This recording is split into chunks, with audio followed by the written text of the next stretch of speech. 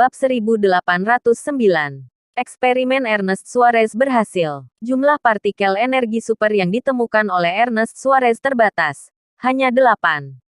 Dalam eksperimen sebelumnya, partikel super yang digunakan adalah partikel tiruan, bukan partikel asli. Namun eksperimen saat ini menggunakan partikel asli. Tabrakan dimulai. Perintah dikeluarkan. Berbagai peralatan di laboratorium diaktifkan. 3, 2, 1. Duar. Terdengar ledakan. Telinga semua orang berdenging. Seolah dunia kiamat. Tidak bisa mendengar apa-apa. Berhasil. Berhasil. Tiba-tiba ada kabar baik di laboratorium. Tabrakan partikel berhasil. Mereka dapat mengontrol energinya. Teruskan. Ernest Suarez memberi perintah kedua. Dua partikel lagi mulai bertabrakan. Mengabaikan kejutan itu mereka terus mengaktifkan peralatan.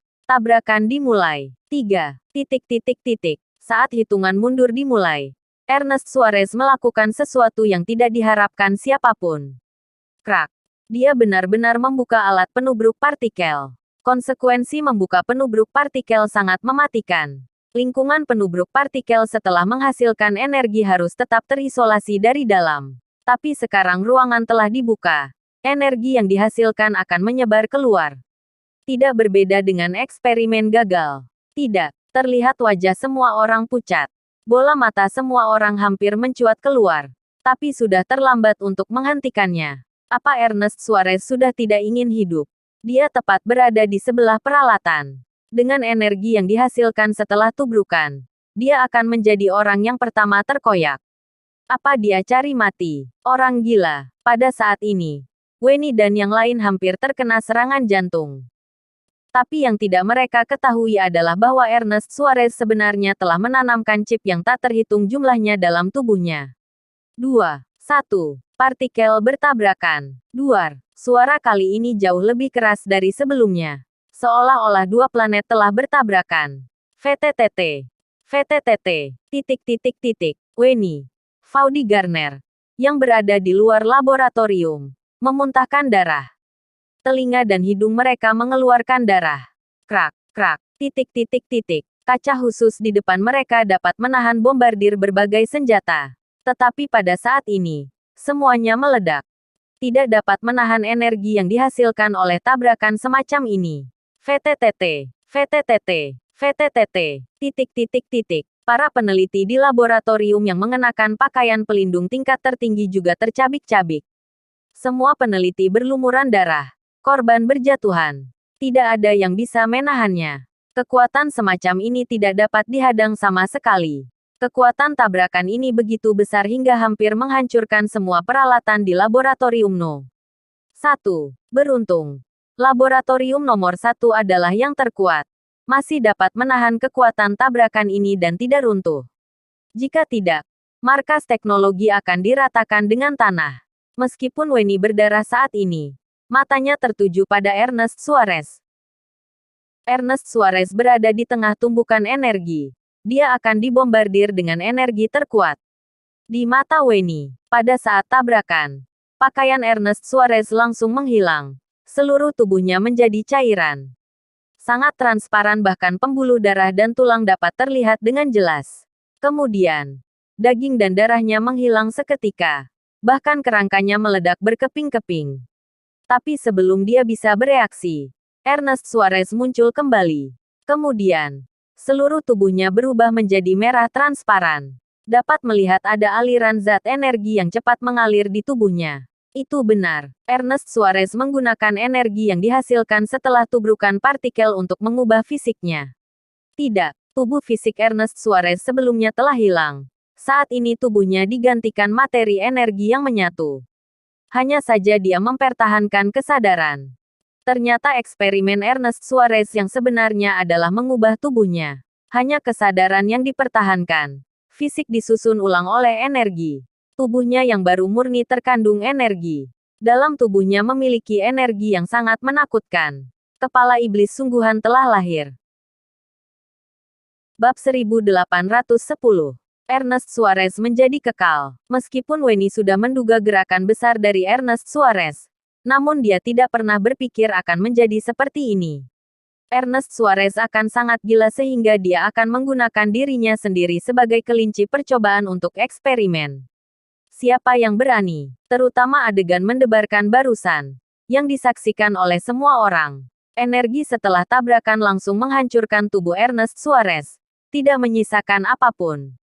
Kegilaan hanya ada satu di dunia ini, bukan? Membentuk kembali tubuh dengan energi super, yang tak terbayangkan. Dan tingkat keberhasilannya sangat rendah.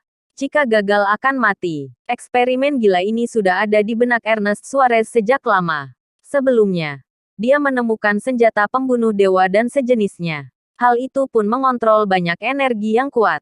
Tapi semuanya harus bergantung pada benda dan orang lain.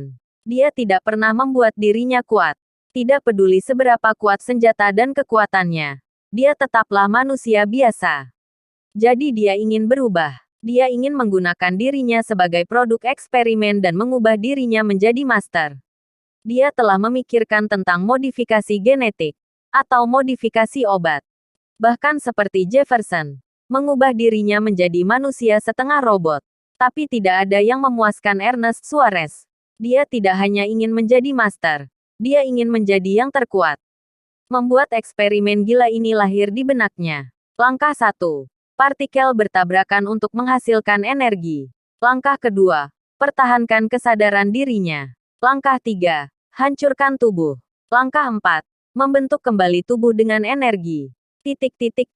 Untuk eksperimen ini, Ernest Suarez sudah mempersiapkan banyak hal. Mempergunakan semua teknologi tercanggih di dunia saat ini. Tidak peduli seberapa rumit proses eksperimennya, Ernest Suarez tetap berhasil.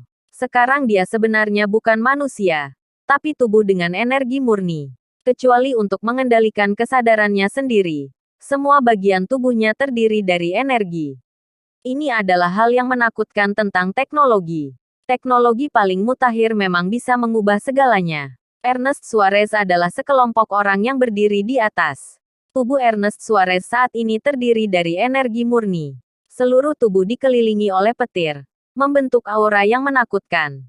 Sebagian besar energi dari tubrukan partikel tadi digunakan untuk membentuk tubuh Ernest Suarez.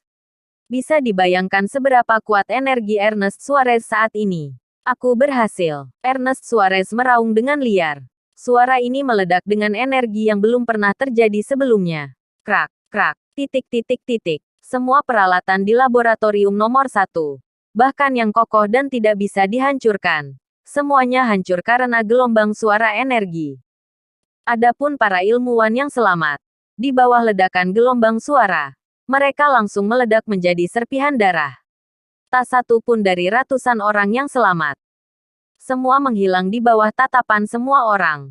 Sebelumnya mereka semua mengagumi Ernest Suarez. Tetapi pada akhirnya mereka semua mati di tangan Ernest Suarez. Ernest Suarez tampak terkejut. Mengapa jadi begini? Ternyata bahkan Ernest Suarez tidak bisa mengendalikan energi tubuhnya. Walau hanya sembarang berteriak, dia menghasilkan kekuatan yang luar biasa. Namun, dia telah mengatur chip terlebih dahulu untuk mengendalikan tubuhnya dengan mengendalikan kesadaran. Dengan hanya setengah menit, Ernest Suarez sudah bisa mengendalikan tubuhnya. Terlihat dia menjulurkan tangan kanannya. Energi menakutkan menyembur keluar dari tangannya. Krak. Energi itu langsung meretakkan lantai. Menarik parit sepanjang 100 meter. Seolah-olah terbelah menjadi dua bagian. Seluruh laboratorium berguncang hebat. Seperti akan runtuh. Semua orang tertegun. Seberapa menakutkan Ernest Suarez. Sosok yang seperti dewa iblis. Semua ilmuwan ini tahu apa artinya memiliki tubuh energi murni. Ernest Suarez tidak akan mati. Kecuali energi dalam tubuhnya habis. Tetapi semua orang mengerti bahwa energi yang dihasilkan oleh tumbukan kedua partikel energi super ini terlalu megah dan terlalu besar. Bagaimana mungkin dapat habis? Sama sekali tidak mungkin. Dengan begitu, Ernest Suarez tidak terkalahkan. Dia menjadi kekal. Dia memiliki kekuatan untuk menghancurkan segalanya. Bahkan Master tidak bisa menghentikannya. Bersambung.